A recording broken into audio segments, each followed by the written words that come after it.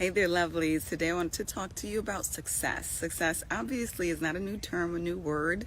It's definitely something that we are all familiar with. Most of us are evolved today to the point that we realize success is not this one thing.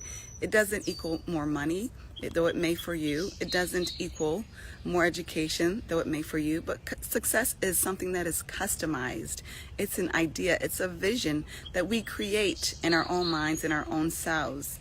And ultimately, success means this level of contentment of reaching a goal that we set out. That's pretty much what success is. And so I'm here to share what I believe are those three important ingredients, those three components, those three steps toward success. I'm not here to tell you that they're independent of each other, because I don't believe that they necessarily are. They can actually positively influence each other in a phenomenal way as used appropriately. But I do believe that all three are very important in reaching success. So I believe those three important ingredients to success include, of course, your potential, your effort, and opportunity. I've heard others say, where opportunity meets preparation. And I'm not to say that I don't believe that also are that those aren't two major ingredients, but I believe potential is a huge one. I really do. Now, let me first and foremost say I think that all of us, and at the very least 99% of us, are underestimating our potential, and therefore underestimating our ability to reach certain levels of success. But that being said, I do believe that we do have different potential, different areas of potential, and different levels of potential in respective areas.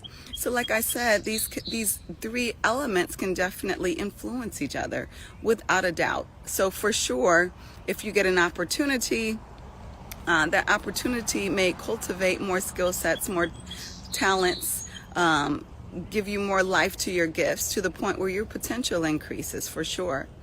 It's the same goes with your effort. The more effort you make, of course, the more you're going to increase that potential.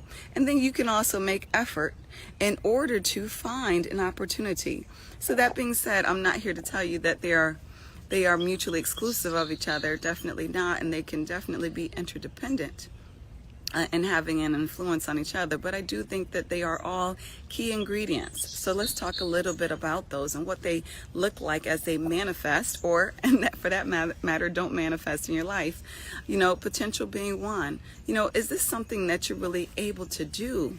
Do you have the capabilities, whether it's one, do you have the gifts? Was this something that you were just born doing, knocking it out the box? That's what potential looks like. It looks like gifts, or it looks like talents. And those talents are those things that we can develop, those skill sets that we can build, for example, whether it's writing or playing basketball. These are two things that you could be born with a significant number of gifts that are going to give you an advantage. But these are also things that we can build talents toward, right? These are often things that we can do better in our own accord by practicing. Build those talents around it that in turn increase our potential. Now, some people may say, if you're born a certain way, you probably aren't going to have the potential to do this. If you're born with X or without X, you're probably not going to have the potential to do Y. And a lot of times that can be true, but then there's that 1%, right? So basketball, for example, most of us believe if we're not born to be at least 6'2", okay, we need to strike basketball off of the goals.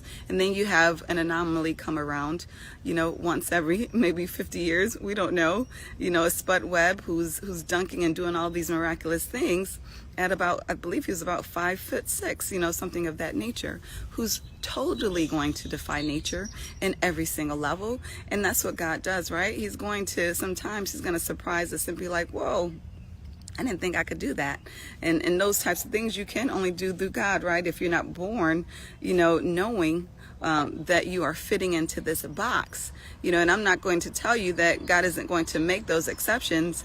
And what is often is going to be required is for you're going to need to hear from him closely, right? To tell you, are you the exception to the rule? But that being said, you're still going to need that potential at the end of the day, whether it's lining up in a preparatory way regarding that success that you're going after, or if it's something specifically God said, you know what, you're an anomaly, but you're going to do it. You stutter like crazy, your articulation isn't there, but I need you to be a public speaker for me. We've heard time and time again that story, and it happens. So God has the final say over potential, but again, you have to have that potential in order to have success. Secondly is the effort. You have the potential. God blessed you with the gifts. Are you lazy with the gifts? Now, if you're lazy with the gifts, 9 times out of 10, that success is not going to come. Now, you may have this miraculous, thing just land on your porch, and it happens sometimes. But 9 times out of 10, if you don't have the effort, success is not going to be there, even with the most phenomenal gifts. And we've seen it. We've seen people blow our minds away, whether it's with singing or the way that they calculate mathematics or the way that they make strategic decisions. We've seen people, phenomenal dancers, all different types of gifts we've seen people blessed with that just disappear over the years because they don't feel like doing it, They are blessed with this gift, and either they're lazy or they're not interested in using it. So the effort obviously is going to need to be behind you having success in that area of the gift, or else it's just not going to happen. And then, thirdly, it's about opportunity, quite frankly.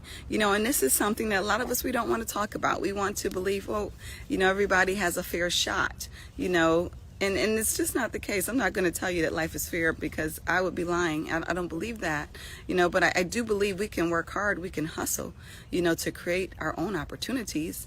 And we can definitely work hard and put that effort toward finding opportunities that's going to increase our opportunities for success, right? But I'm not going to tell you that everybody has the same level of opportunity because I just don't believe that.